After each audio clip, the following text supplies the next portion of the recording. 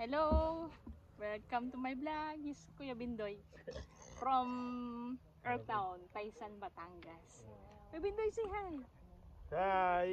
Ah, how long you been here sa Canada? Wala. English yun, Kuya. 15. Kaya 14. 14 years? Yeah. Oh, sino kumang sa'yo, Kuya? Adi misis ko. Oh, ano pa natin? Marginita. Margie. Oh. Ano siya Peñas. dito?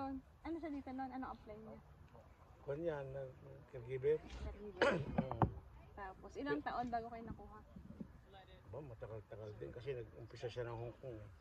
Hong Kong. Tapos Ilang taon siya sa Hong Kong? matagal din.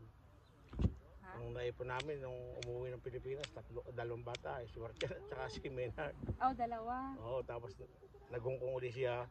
And then, nag-Hong ulit siya. Bumalik ulit dito sa Hong Kong. Tapos nag-dito rin sa Canada. Nag-apply. Yun. Tapos, pagdating niya dito, ilang taon bago kayo nakuha? Ano na? 5 years? 5 years? Oh, parang ako din. Matagal din pala. Ano, gali. Kasi, Tapos yung bunso nyo, dito gawa. hindi. Di ba tatlong anak nyo? Oo, tayo lahat. Oh, dinala Di niya ba dito. Malalaki pumapasok na. sa UNMA? Oh, malalaki na. Hindi, bali grade 1. Oh, dinala niya dito. Anong Grade trabaho 1. sa Pilipinas? Sino? Batili kayo, di ba? Oo, operator ako ng crane. Okay. Ilang taon kayo doon? O ba, kulang 20 years ako. 20 years? Oo. Paano kayo nakadecide na sumama? Hindi naman pwedeng kunin yung mga bata kung di ako kasama. Oh, Sayang nga eh. Ang ganda ng aking trabaho doon. trabaho nga. Inaabutan ko man kayo na Oo, operator ako ng crane eh. Oh. Kaya Tapos, pagdating niyo dito, anong trabaho niyo? nagtrabaho ko sa Cargill, sa Katay ng Baka. 2 months. 2 months. Umalis ako, mamamatay ako doon. Ang lamig. Bakit? Ang lamig. Oh, mahirap, mabigat. Pero mo, araw-araw, 2,000 baka kinakatay doon. Oh, baka. Sa river river high. Pero dito talaga sa, High river.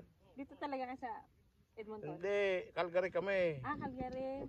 Nung magtrabaho ko sa Calgary, di kami may inupahan tong apartment. Magkano pa niyo doon? 1,400.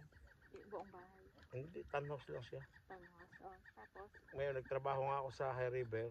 Nakatumas ako, umalis ako doon. Tapos tumakbo ako dito sa Edmonton. Oo, nandito yung mga kapatid ko. No? Sina Arman, sina Lito. Tapos nagtrabaho ako sa Kwan. Ano ulit yung Kwan? Nagtrabaho ako dito sa Kwan. Touchmart. Na-cleaning ako. Cleaning? Oo, nakadalawang buwan. 2 buwan lang. 2 buwan lang. Balis ako doon. Tapos yun, napapunta na ako sa construction. Construction? Ang trabaho sa construction? Marunong ba ka mag-construction? Hindi, gagawa kami ng tulay, yung 58 meters, ang haba. Oh. Patcher ako doon. Naka 11 years ako doon. Oh, matagal. Oo. Doon ako nakakuha ng bahay. Oh. Kaya lumipat na kayo lahat dito? Oo, lumipat na, malaking gastos eh. Pabalik-balik. Balik-balik. Ibig mo, Ginagawa akong driver. Friday, pupunta ako ng Kwan. Pupunta ako ng Calgary. Ayun. Tapos si ate, pag nilipat dito, anong trabaho niya? Sino? Si ate, ang asawa niyo? Di, Kwan din. Diyan, sa mga matanda. Oh, Sa bahay, yung... Pero sa bahay lang? Sa bahay lang. Oh. Tapos may cleaning siya na Kwan. Under the table. Oh. Ayan. Hanggang ngayon. Ay, mga anak niyo, ano na mga trabaho? May manugang na kayo, isa na. Oo. Nandiyan sa Kwan. Ilan taon ang panganay niyo? 32, ba to? Oh, na-meet ko man yung isang beses. Tapos yung padalo ko 23. 23. Yung bunso, Yung bunso 22. 22. Yun May trabaho na lahat. Hindi, napasok may trabaho. Tatrabaho, napasok si Maynard. Yung bunso. Sa Toronto. Tapos si Mark dyan, nandito sa Papay. Sa may Costco. Ngayon na kayo, wala kayong trabaho, anong pinagkakaabalahan niyo? Fishing. Fishing. Fishing, at nakalakad na, jogging. Jogging? Oo, sa park. Yun lang. Anong year kayo na-diagnose na meron kayong Matagal feeling? na. Nasa 2015 pa ata ako na-diagnose na. Pero 7 years pa akong ginamot na doktor ko sa university. Ginamot na. Yung sa kidney Sa ko. kidney. Oo. Ano ba ang ramdaman niyo? No? Wala, normal. Paano kayo nakapagpatingin?